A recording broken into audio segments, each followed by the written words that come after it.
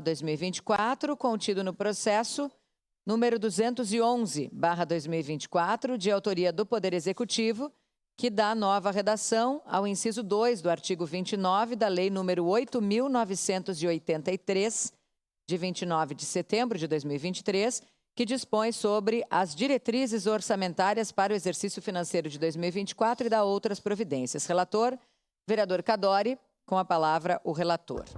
Peço dispensa da leitura por ter sido realizada na primeira discussão. Ok, dispensa concedida. Então, em discussão. Encerrada a discussão, em votação, solicito às vereadoras e vereadores que registrem os seus votos.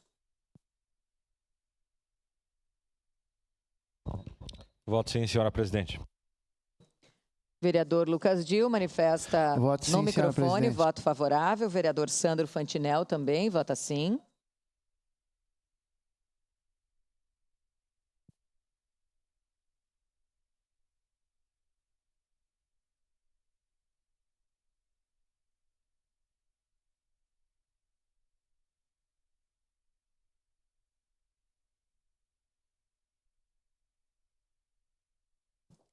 Vereador Fiuza, como vota?